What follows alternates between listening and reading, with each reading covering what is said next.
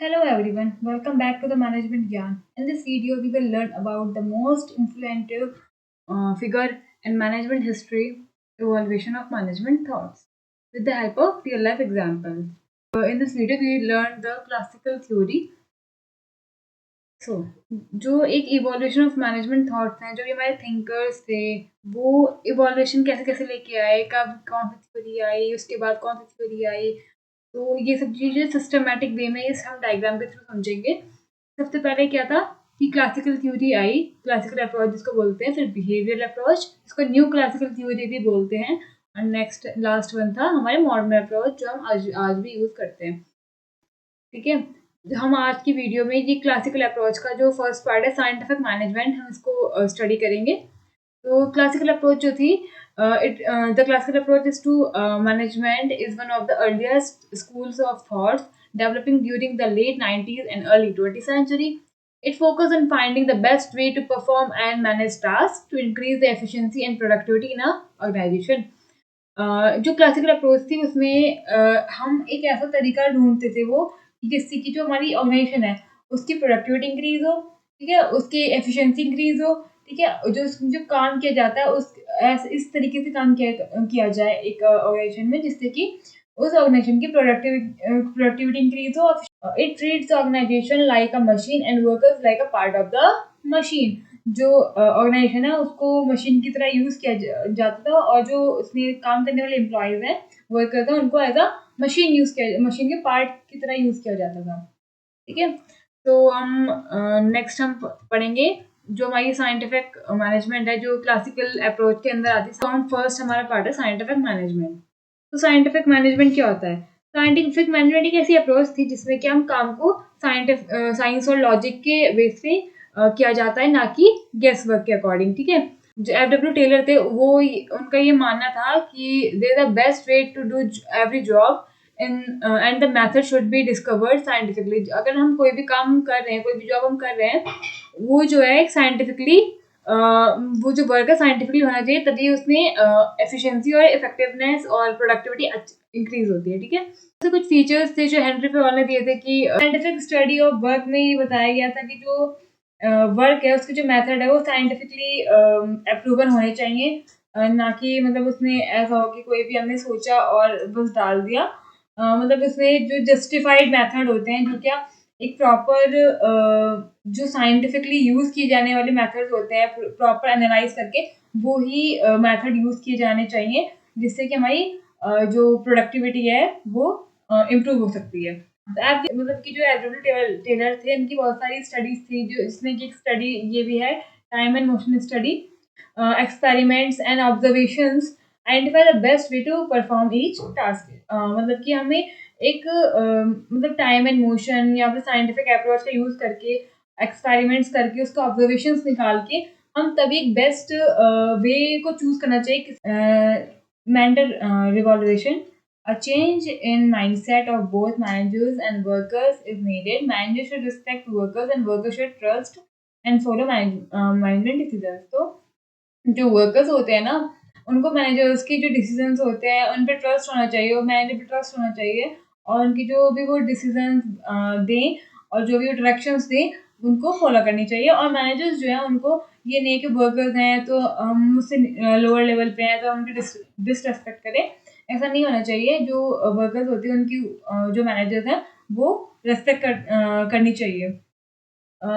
Third one is scientific selection and training works. मतलब की workers, मतलब इसमें ये बता रखा है कि जो ट्रेनिंग्स प्रोवाइड की जाती हैं या फिर जो वर्कर्स को हायर किया जाता है वो जस्ट मतलब कि हाँ ठीक है उनको एक्सपीरियंस है ऐसे रख लिया, ऐसा नहीं होना चाहिए। उनकी स्किल्स को, उनकी एबिलिटीज को चेक करना चाहिए, उनको प्रॉपर ट्रेनिंग देनी चाहिए, और एक जो right person for a right job, जो क्या मतलब कि बहुत इम्पोर्टेंट कंसेप्ट है कि एक सही पर्सन एक सही जॉब के लिए चुनना चाहिए, जिससे कि वो उस वर्क को इफेक्टिवली एंड एफिशिएंटली कंप्लीट कर सके। क्योंकि एक ऐसे बंदे को उस ट्रेनिंग के लिए, उस जॉब के लिए चूज करना है जो कि उसको एक सही ढंग से कंप्लीट कर सके, जिससे कि एक ऑर्गेनाइजेशन की प्रोडक्टिविटी भी और परफॉर्मेंस भी इम्प्रूव होता है। Next one is standardisation of tools and procedures. use the same tools, equipments and methods for similar tasks to ensure uniformity and efficiency.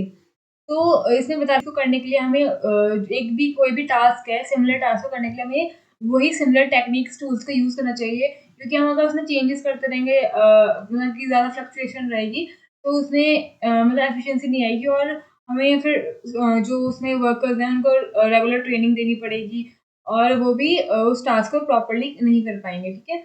And last one is the division of responsibility. किसने बता रखा है कि जो भी task होते हैं ना, वो एक बंदा नहीं कर सकता सारे टास्क। जैसे कि एक मैनेजर का काम होता है या फिर मैनेजमेंट का काम क्या होता है, प्लान करना वर्क को, बट वो एग्जीक्यूट तो नहीं कर सकते ना उस चीज़ को।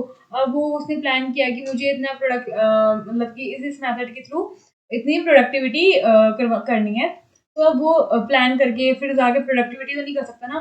तो प्रोडक्टिविटी कौन करेगा या फिर इसको एग्जीक्यूट कौन करेगा, वर्कर्स करेंगे। जो काम जो बंदा कर रहा है वो उसके ही अंडर में होना चाहिए, जिसमें ये बताया गया है clear divisions of planning bye managers and doing the work, avoid confusion and improve efficiency.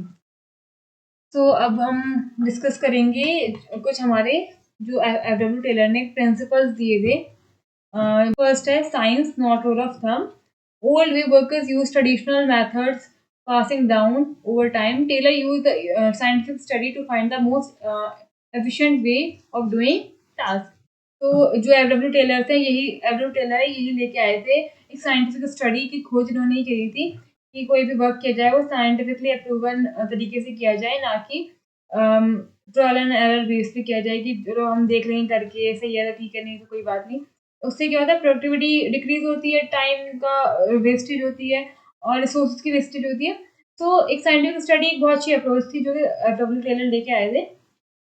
Next है scientific selection and training of workers. मतलब जो जो सिलेक्शंस करना होता है वर्कर्स का, मतलब रिक्रूटमेंट सिलेक्शन जो प्रोसेस होता है स्टाफिंग का, और उसमें उनको ट्रेनिंग देना, मतलब डायरेक्ट करना। तो ये सब चीज़ें क्या है, साइंटिफिकली होनी चाहिए। Don't hire just anyone. किसी को भी ऐसे ही हायर नहीं करना चाहिए। Select the right person for a right job based on skills. मतलब कि उसमें जो क्या स्किल्स है, क्या एबिलिटीज़ हैं, क्या उसकी नॉलेज है, उसके अकॉर्डिंग उसको हायर करना चाहिए पर्टिकुलर जॉब के लिए। ये नहीं है कि बस ठीक है वो बंदा आया और उसने बताया मेरी क्वालिफिकेशन है और ठीक है तुम आ जाओ, ऐसे नहीं होना चाहिए, ठीक है। ये जो ट्रेनिंग होती है उनको ऑब्जर्व किया जाता है कि पर्टिकुलर पर्सन को, पर्टिकुलर वर्कर को, पर्टिकुलर एम्प्लॉय को किस ट्रेनिंग की ज़रूरत है, पूरा एनालाइज करने के बाद ही साइंटिफिकली उनको ट्रेनिंग दी जाती है कि हाँ भाई इस जॉब प्रोफेशन में और इस एम्प्लॉय को इस चीज़ की ट्रेनिंग की ज़रूरत है, तो उसको दैट ट्रेनिंग प्रोवाइड की जाती है। Next, harmony not discard. Promote teamwork, no tension between workers and management. Taylor emphasized mutual respect and collaboration.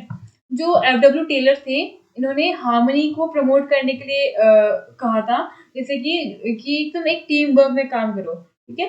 तुम एक म्यूचुअल अंडरस्टैंडिंग के साथ, म्यूचुअल रिस्पेक्ट के साथ, ठीक है, वर्कर और मैनेजर के बीच में क्या है, एक बॉन्ड बना के वर्क करोगे, तो उससे क्या होगा कि प्रोडक्टिविटी इंक्रीज होगी और जो बिजनेस है उसमें एफिशिएंसी आएगी, इफेक्टिवनेस आएगी, ठीक है।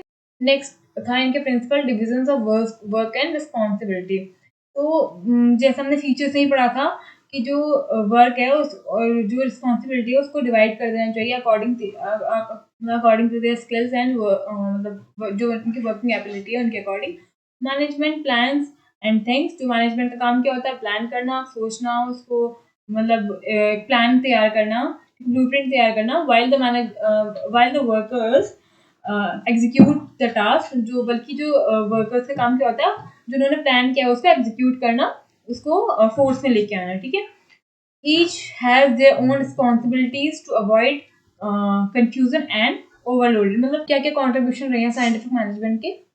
Increase efficiency and productivity. Introduce the idea of performance based पे।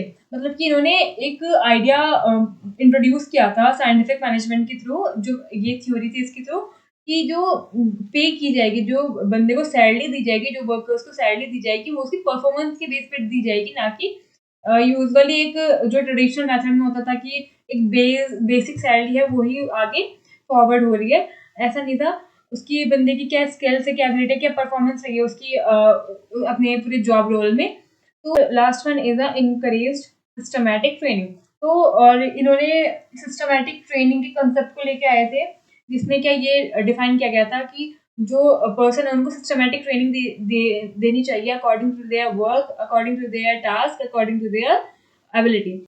If this explanation helped you, please give it thumbs up and subscribe for more management friendly videos. Like, comment, share, subscribe the video. Thank you so much.